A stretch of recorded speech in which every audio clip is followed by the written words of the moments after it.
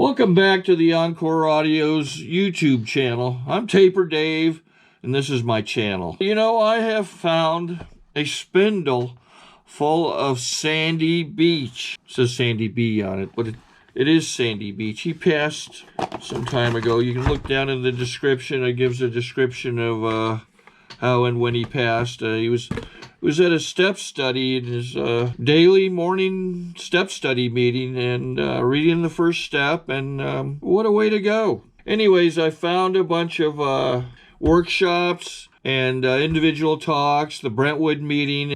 It's my full collection. I hope you enjoy this talk. Have a good day if you want to. I really hope you do. And get started with our second session after a good meal. Couple of announcements. We're out of extra large t-shirts. If anybody wants to pay for one now, we'll ship it to you. We're reordering them. And if you want to try any of the activities, canoeing, fishing, some other kind of boat. Yeah. See Amy. She'll be glad to arrange it for you during the free time that we have tomorrow. And other than that, the 3-page handout that's on your table is just for you to take home. It is from an author that we have back there who wrote a thing called The Book. It is simply a story that is ancient to describe to a young person what the universe and what the earth is. And the point of these stories is to free us from the way we currently look at it and open our minds to something entirely different, which is the same thing as the holograms. And it is really a question of letting go of preconceived ideas that have just been embedded in us. And it can't be done with logic. There's no structural logic to spirituality. All spiritual work is done through stories. That's how it's done. And when a story touches our hearts, it's as if we are having it explained to us because of the results that we get. And so that story, I really like it. It is just a way of looking at it, and I'm going to tell you some over the weekend to try and do the same thing. Now, if you we're getting into forgiveness, which is one of the most powerful tools that we have at our disposal, and it ties right in with our topic because the only thing that ever gets hurt is our ego. That's the only. So it's only because the ego gets hurt that we have to forgive. It was our putting together of a painful situation, and then we live with it. And so it is incredibly powerful.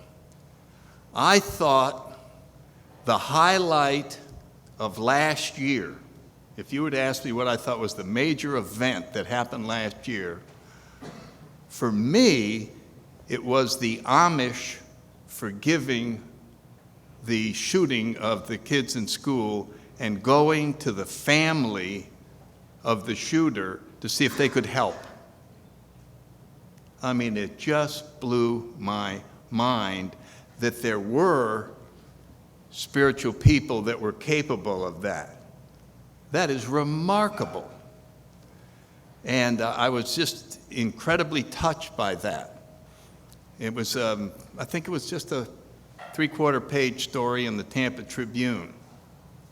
But here's the interesting thing. Underneath it was an editorial from the Los Angeles Times.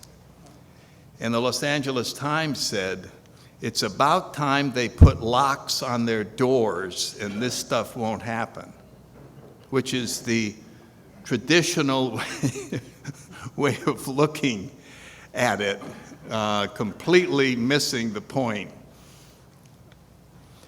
So forgiveness is, the reason we put our list together was to see if we can lighten the load. It's not like a big 4-step inventory. It's just whatever it's just been, you've been dragging around for a while that makes your life heavy.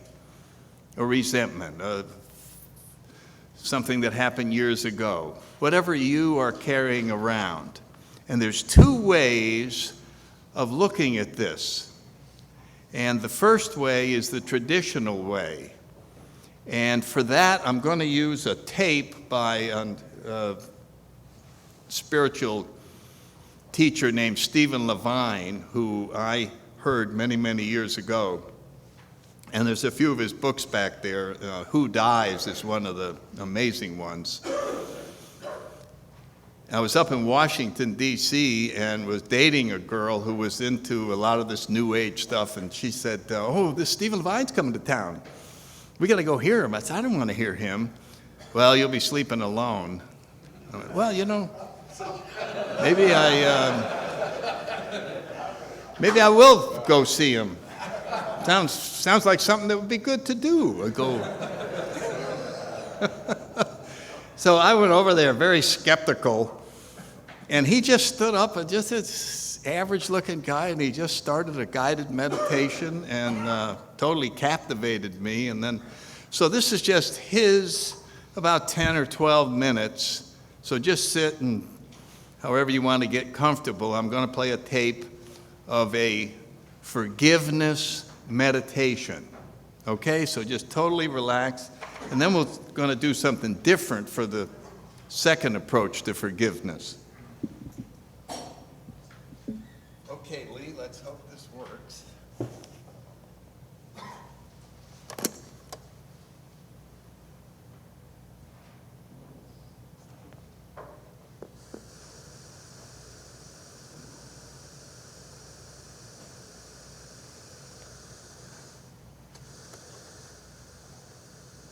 This is a guided meditation.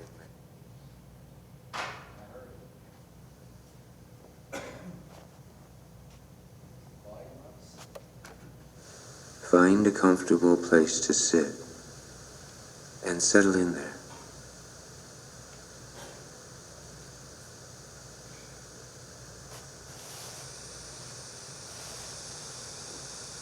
And as you settle in, reflect for a moment on what forgiveness is. What is forgiveness? What might it mean to bring forgiveness into your life?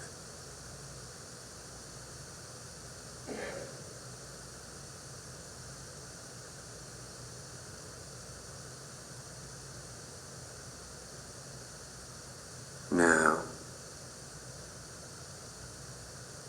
invite into your mind the image, the sense of someone you have resentment for,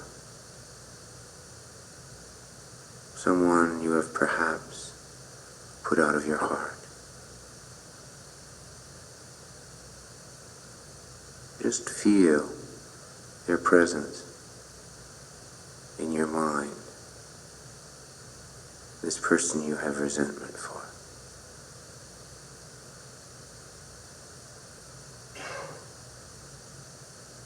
And now gently, just as an experiment in truth, invite that person from your mind into your heart.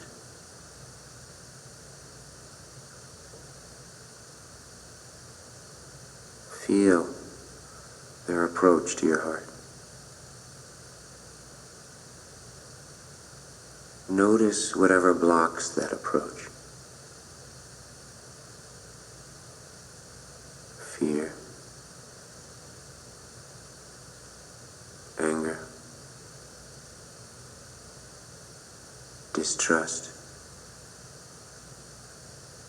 Notice the qualities that block the entrances to the heart.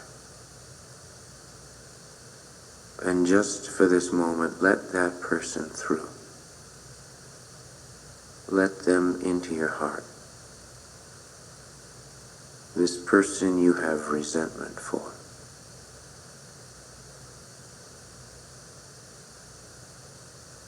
And in your heart, say to them,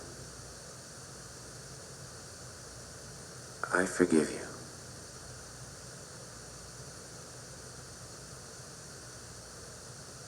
I forgive you.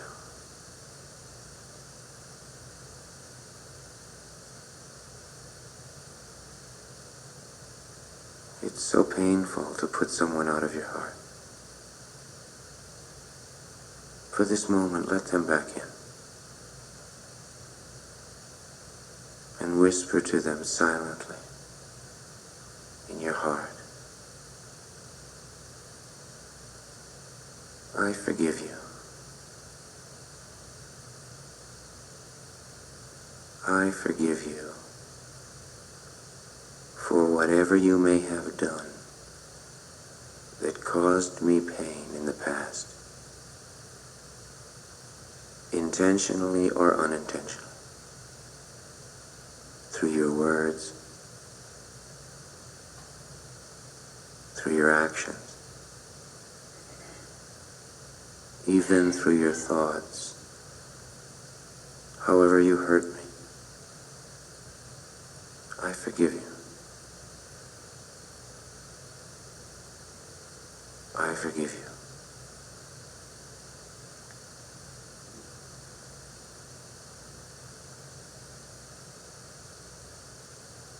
Let go. It's so painful to hold on to the resentment. Let it go.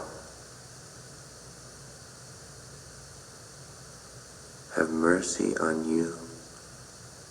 Forgive them.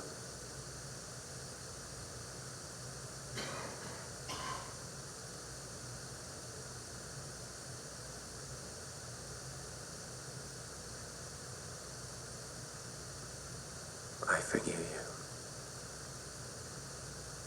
for whatever you may have done in the past, intentionally or unintentionally, that caused me pain, through your confusion, through your distrust, through your anger, through your separateness, however you caused me pain, I forgive you.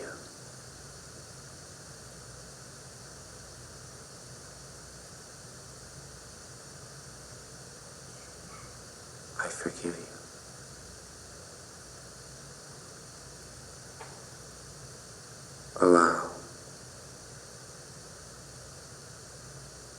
Allow them to be touched by the possibility of your forgiveness, by your mercy, by your kindness, forgiving them, letting them back into your heart.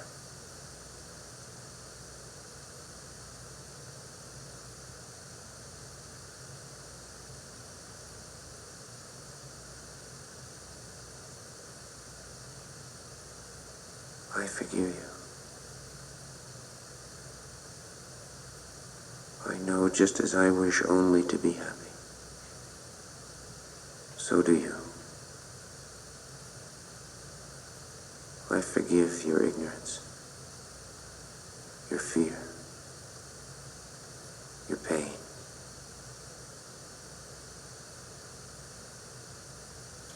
I forgive you.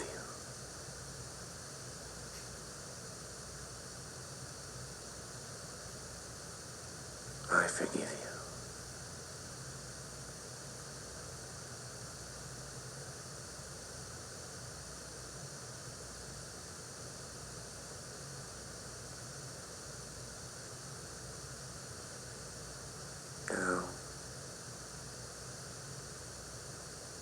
Having been touched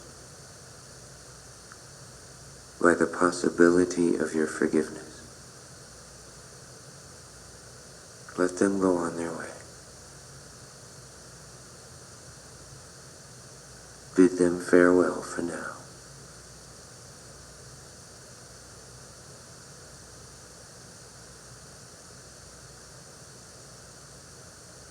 Perhaps even touching them with a blessing as they depart.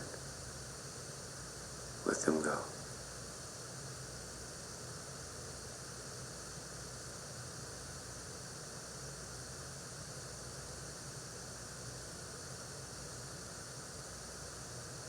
Now invite into your heart, into your mind, someone who has resentment for you. Someone who has perhaps put you out of their heart. Someone who has judged you. Someone has hurt you. Someone who has caused you pain.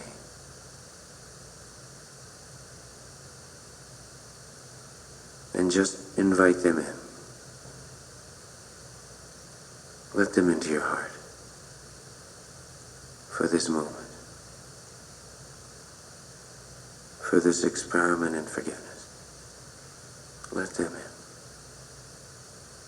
This person who has resentment toward you. Let them in. Notice whatever limits or blocks their entrance to the heart. Your fear. Your anger. Your sense of betrayal, your distrust. Just notice what blocks or limits forgiveness. No judgment. And invite this person into your heart.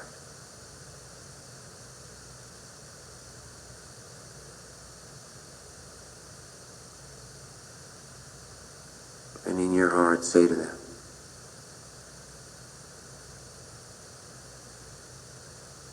I ask your forgiveness.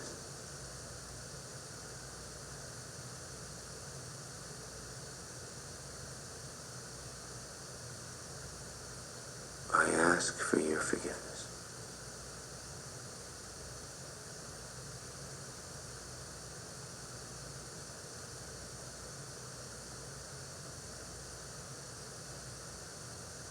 However I may have hurt you, intentionally or unintentionally,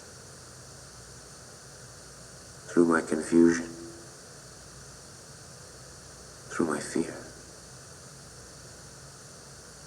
however I may have caused you pain, I ask now that you forgive me. I ask to be forgiven.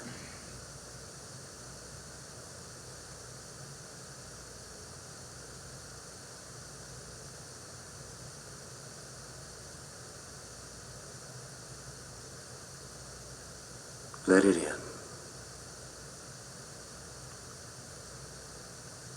Let it in. Allow yourself to be forgiven. Have mercy on you. Allow their forgiveness into your heart. Let it be so.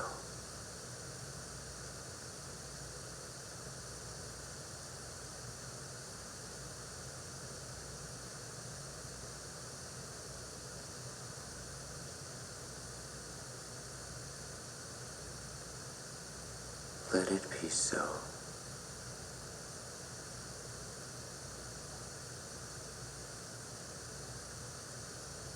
I ask for your forgiveness.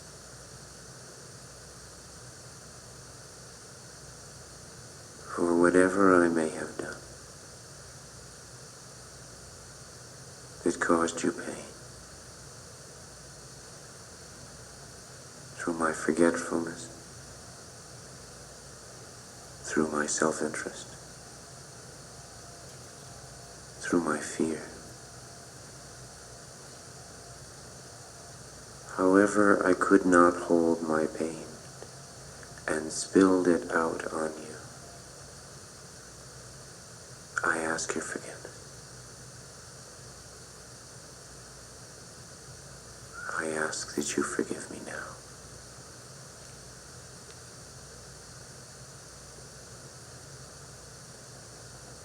Allow yourself to be touched by the possibility of their forgiveness, by their mercy, by their healing.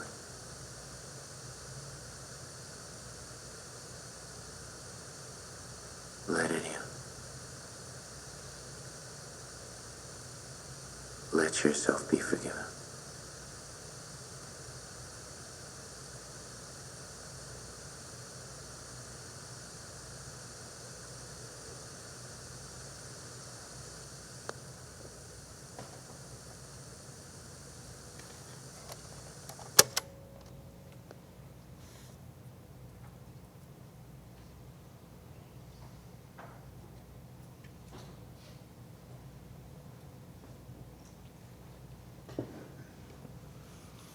Okay, if you gradually want to just sort of awaken and get alert again, that's a very comforting feeling to just have that type of thinking about transferring from our mind to our hearts. Sorry to interrupt your viewing. Taper Dave here. Just wanted to take a second to ask you to like and subscribe to my channel. Let me know if you like what you're listening. I've got some very good talks here, and this one's a great one. Just curious, do you think this is better than Zoom? Tell me what you think. But there's another way of looking at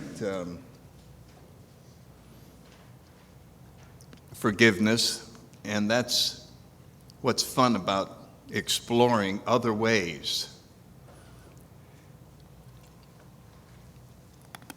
In our literature, Bill writes a couple of times, our problems are of our own making.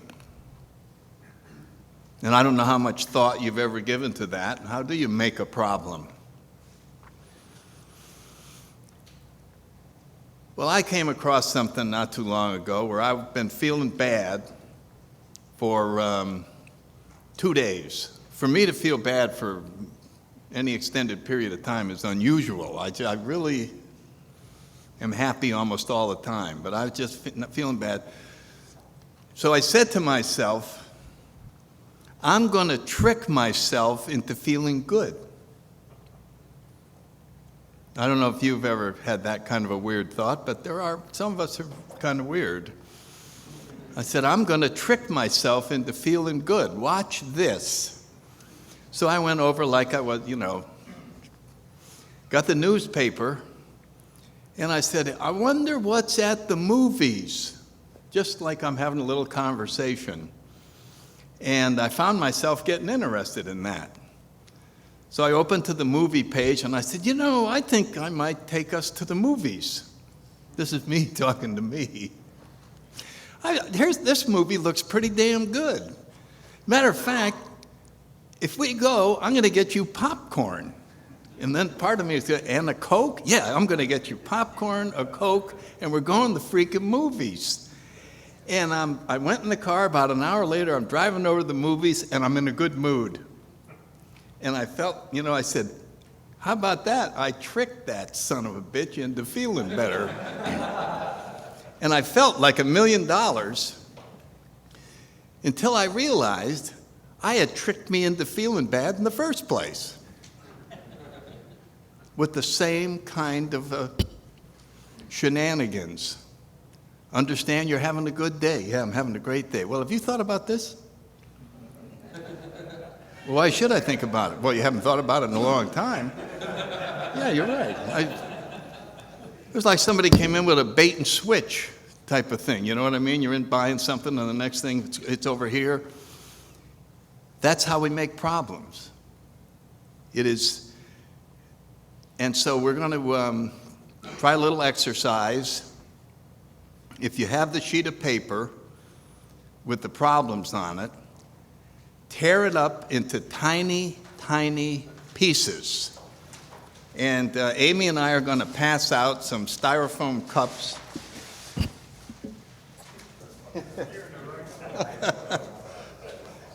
Okay, if you've got them torn up, just tear them up into the tiniest damn pieces you can get them. Just tear it, and put it in the cup. Put every single piece of paper in that cup. And then we'll start with this row. And I would like you to bring the cup up. I'm going to hold this bag open. And when you come up, if you would hold the cup over the bag and just say to yourself, let go. Now don't go let go, just let go and let gravity take it into the bag. You understand what I'm saying? It's just you come up, hold it a second, and just go let go. Then when you go back to your seat, and stand up right in front of your chair, and then just say to yourself, let God, and then sit down so that you can feel as you say God, you'll feel the weight coming off as you sit down in the seat. So it's just come up. So if we can start with this row, and then as that row finishes, and then we'll get everybody to drop them in. One of the things that you probably noticed when you came up here to drop that in was how light it was. Barely weighed an ounce. It took no effort whatsoever to carry that up here and to drop it in the bag. So in this bag, we have the heavy burdens of 50 men in that bag. This is what you've all been carrying around. And I'm going to ask Amy, who, as you can tell, is not a weightlifter, to come up and see if she could take the trash out. And I'm going to see if Amy can pick this up with one hand and carry it out. Wow, Amy. Wow. How could she pick up that heavy a load with one hand? So what are problems made out of? Thoughts. And thoughts don't weigh anything, but they can be very heavy. There's a story about a drill sergeant that was taking his platoon on the 30-mile hike with the 30-pound pack, really moving fast. And he had one guy in particular that was an ex-athlete that was always showing off, and he wanted to see if he could get this guy. So they got halfway, where they took a break to get some water. And while they were resting, he went up to that guy. And he said, "O'Reilly, you are amazing. You are absolutely amazing. I put 20 more pounds in your pack without telling you, and you're keeping up with the rest of these guys like it's nothing." And guess who didn't finish? Because he had 20 more pounds than he thought he had. He carried that, and it just, carrying 50 pounds was more than he could bear. He actually felt it going into his shoulders. Felt the pain in his shoulders of an imaginary 20 pounds. That is creating a burden. So thoughts are what create our problems. And that's how the ego operates. The ego only has problems. It does not have solutions. It does not want solutions. Its existence depends on problems. And so it is the part of us that judges. As soon as you judge something, you have a problem. You know what I mean? You look around. I compare it this way, that during the day, God knows how many events happen that come across our consciousness. They discovered something new out in the universe. They found something over here. There's this crime was committed here, and that happened there, and there's a tornado over here, and there's this, and here they are. They're all events that are simply happening, and they go by us. Boom, boom.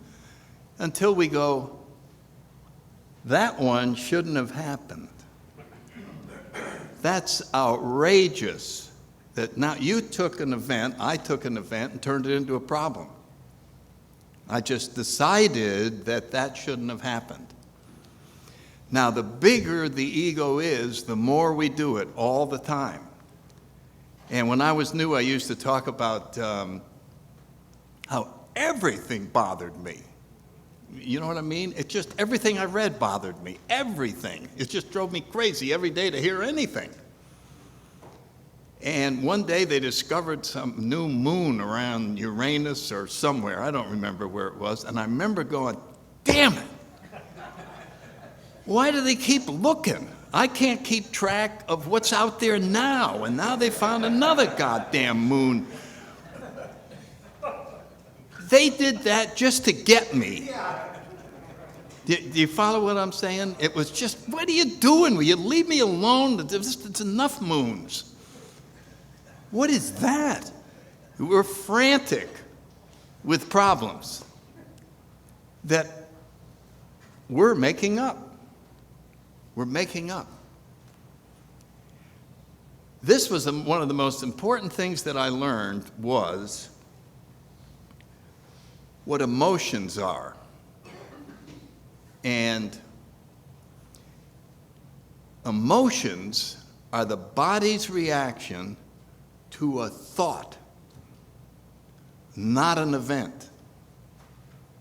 Now that's a very powerful thing to know. In other words, there are times when I happen to be in a good mood that I can be out in traffic and have a traffic jam or have some guy cut me off, and I'm letting it go. I'm just letting it go. So a guy cutting me off is not a problem and does not cause emotional reaction until I decide he shouldn't have cut me off. And so there's a middleman to all of this emotional stress, and it's my thinking. It's my thinking. And I remember that I was seeing some shrink, and he was telling me, you got to trust your emotions. Pay attention to your emotions. And I became almost addicted to reporting on what I was feeling. I don't know if anybody else has ever done that. Oh, I'm feeling this, I'm feeling that, I'm feeling this. And without understanding it, I would say what caused it. It was because that guy said that. That's why I'm feeling this way. And from my perspective, the only way out of it was to get everybody to behave. Even if we have to pass laws so that you don't do that anymore, it was then I could finally have peace of mind. And I left out the fact that I was the one who thought about it and judged it as being upsetting, frightening, whatever it was. And so when we say pay attention to our feelings, that's true. We have to acknowledge that they're real, but they may not be true. I may feel that Martin back there doesn't like me anymore. I've just something in his eyes. I look back there and I go, there he is. Look at him. He was my friend, but tonight I can see the way he's looking. He doesn't like me anymore. And I'm going to have an emotional reaction to that. A feeling of, that's too bad. We were friends and this and that. And here's the interesting thing. That emotional reaction would be exactly equal to if he walked up here and said, I don't like you anymore. Now, isn't that amazing? My telling myself a story that he doesn't like me anymore produces the same effect as him coming up and saying it. So these are components of creating our own problems. And the more we can see through this, in other words, as we have these holograms up here, and when you finally see it, it is much easier to see the next time. A problem of our own making may be looked at as an illusion. I created something to get myself upset. Well, if you go to a magic show with the illusionists, these great guys, and you watch these things in Vegas, they're just amazing, some of these people. And you are absolutely spellbound. But if someone came along and showed you how they were all done, did you ever see those TV shows where they explain how all this stuff works? Once they do that, you can't watch it with the same wonder. It can no longer have the same effect on you. Oh, I know what that is. A little door in the bottom shoots out the thing, but why the hell should I react to that? So he's going to have to come up with new set of tricks. And the same thing with our ego. Every time we see through a disturbance, instead of just living in the disturbance, just go, well, how did I do this? How did I fake myself into having a lousy afternoon? You see what I'm saying? Do you see how much control that can give back to us? How much undisturbedness can come from becoming aware that the emotional upsets are being created and foisted upon us by our own selves, by our own mind. Many years ago, 30 years ago, I was out in the Desert Springs, Palm Springs Roundup, that Roundup they have out there, and Chuck Chamberlain asked me to come out and talk. And I don't know where I got the story, but a story came out, drop the rock. And it just went all over California. Everybody thought it was a funny line. Drop the rock, drop the rock. And so it was like a very minor part of a talk, but somehow I had come up with this analogy that I was out swimming in the ocean of alcoholism, and I had all my problems were a big rock.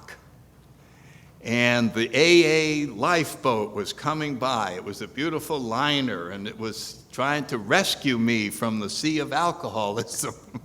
Anyway, some of you may remember that stupid talk. Yeah, drop the rock. And so they're yelling down to me. They throw the lifeline, but I can't grab the lifeline because it takes two hands to hold the rock and then swim like mad to keep everything afloat. And they're yelling at me, drop the rock. And I'm going, but it's my rock. And of course, the rock was all my old ideas and all the way everything had to be. And they just kept yelling, drop the rock, drop the rock. And then finally, I dropped the rock, grabbed the thing, and got pulled aboard the AA boat and got rescued. It wasn't until, I don't know, about a year ago that I realized the significance of that talk. Because tonight, you could say when you came up here and dropped that cup in, you were playing drop the cross. You know how the analogy is that I've got a heavy cross to bear in life. And you came up and you dropped the cross. What did we find out about that cross? Didn't weigh anything. It was composed of thoughts. And it wasn't until about a year ago I realized that that rock didn't weigh anything. That rock didn't weigh anything. I told myself it did, and that it was very heavy and was going to push me under. And I could have swam all day with that rock if I had known it was only weighed an ounce. You follow what I'm saying? It was a creation that I had.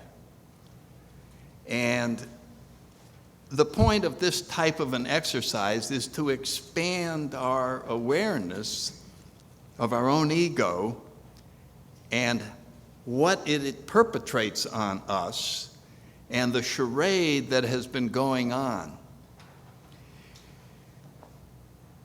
The first story that I thought of about an ego came from Shakespeare saying the world's a stage and we're just actors on it.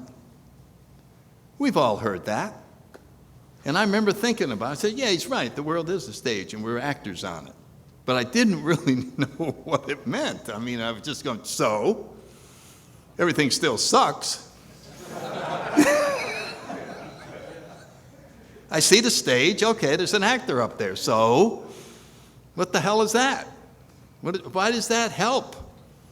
You can see the depth to which my understanding was. So this is the way I see it. You're the actor. You're legitimately an actor. And you have been auditioning for roles. And you got a role on a Broadway play. And when you go in, you find out that you have the role. This is a play that takes place in like a brokerage firm in New York. And there's some offices, there's a 2-story stage, and there's some offices up above, and then there's the lobby down there. And you have the part of the janitor. So when the curtain goes up, you're sweep, sweep, sweep, sweep, sweep, sweep, sweep, and you're off to the side, and then when people come in, you can tell them that they're where to go. And from time to time, the people upstairs come by and run things by you. And then at the end of the play, as the curtain's coming down, you are sweep, sweep, sweep, sweep, sweep. That's it. That's your role. And so you're grateful to get the job. You haven't had a paying job in a while. And you're out there playing the role for a couple of weeks, and then you start thinking as you're playing the role. Sweep, sweep, sweep. What the hell is this sweep, sweep, sweep? Freaking curtain goes up, I'm like a janitor. Sweep, sweep, sweep. What is this? The guy up there, he gets the girl. What do I get? Sweep, sweep, sweep. I'm more talented than he is. You want to talk about miscasting? This is really one of the greater injustices in the last 100 years. To take a man of my talent and give him a broom on a major Broadway show. I mean, how bad can it get? Sweep, sweep, sweep. You know, if the audience knew what was going on up here, they would see that there's a much bigger drama occurring right before their eyes that makes this play nothing. If they knew my psyche, if they knew the level of suffering that was going on right in front of their eyes as I'm sweeping this floor, we could have a Broadway play that would be twice as popular as the one these people are paying for. The drama going on in my head, if I was giving it a review, it would run for 5 years. That's how powerful this drama is, of this guy sweeping when he has all this talent? And if we would go to Buddhists with this problem, what would he say? Just sweep the floor. Don't make up a story like that so that you suffer while you're sweeping the floor. And that is what I think it means, that the world's a stage and we're actors on it. Yes, this is the stage, but the play is the one we wrote. And nobody can see it but us.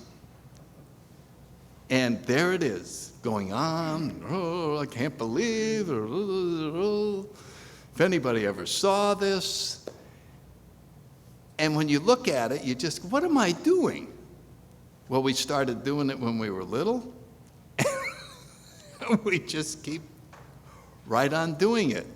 I remember it was fun. I remember little playing war with the soldiers in the backyard, and World War II was going on, and the Germans were over here, and I was with this here, and it was fun. I had this great thing, and so it's just that became the major part of my life, was what was going on in my head.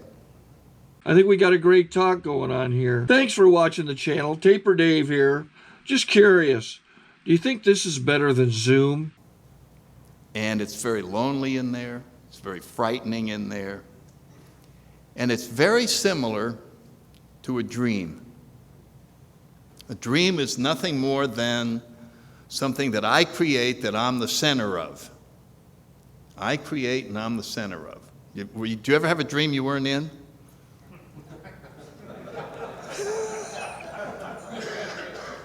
Just other people were in your dream.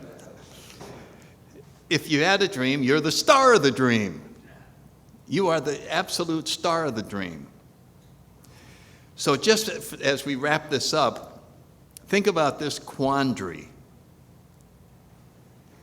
If in fact life is like a dream, then what is the antidote to that? The word in our 12th step. Awakening, right? How does a dream end? When you wake up. So we have to wake up from the dream.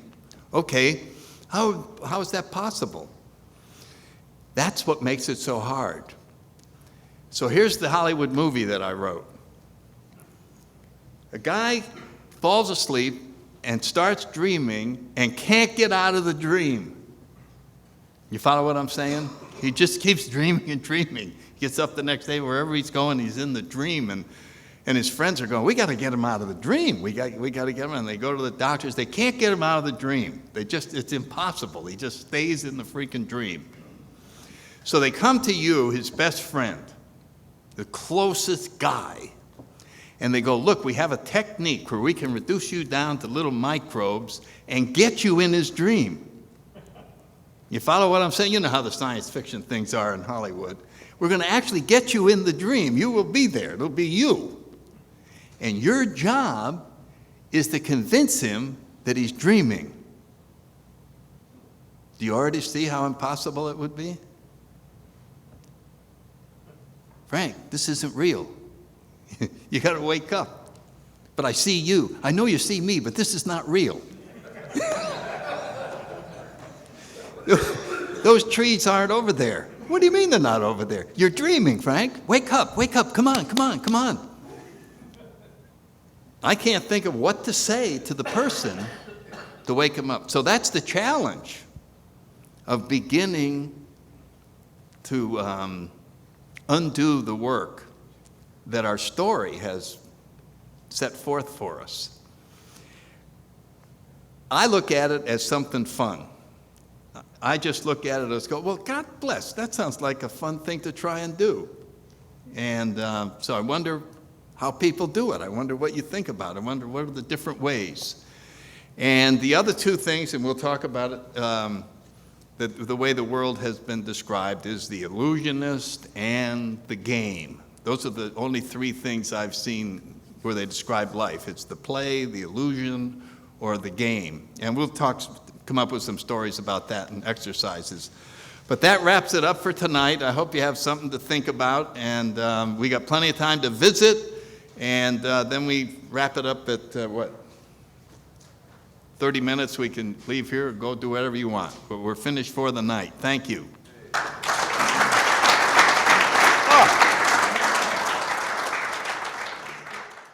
Was a great guy. Don't forget to like and subscribe, whatever you do. Be sure to like and subscribe to my channel. You have a good day if you want to. Take care.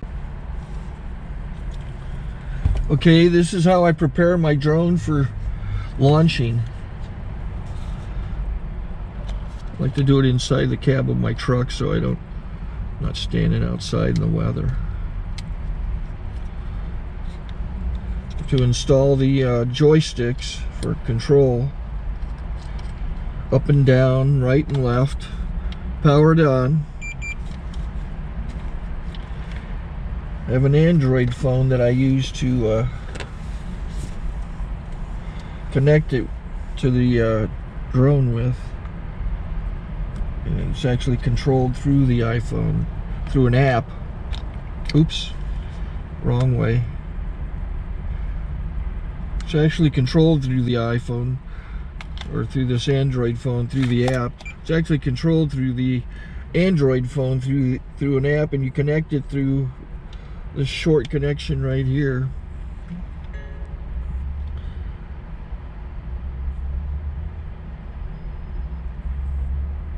Remote control connected. Remote control's connected. So I pull out the drone. I have to extend the legs, long legs extended first, then the short legs. Remove the gimbal protector. Set that aside, then power it on one short burst, then one long burst. I lay it down. So I have to go to calibrate. So the drone's not connected yet. Shows you here as this drone gets disconnected, even though the remote's powered on. So the drone has to establish it's connected. So I go into the app to calibration mode. First I'll calibrate the remote controller. Start calibration. Out, in, out, in, up, down. And then this little wheel is to control the gimbal. So it's calibrated. Go to gimbal calibration, start calibration, and then it calibrates the gimbal. I don't know if that shows up. The gimbal's moving all over the place. Changes, you can see it on the video. And I'm calibrated to take off. It's acquired 7 satellites at the moment. There are 26 satellites up in the sky, which it has to acquire before you can take off. So it's connected. It's got enough satellites. This is white. I can go to press this little arrow button, swipe right to take off, and it would start the motors if I slid this to the right. But I'll wait till I get outside. Don't want to do it inside.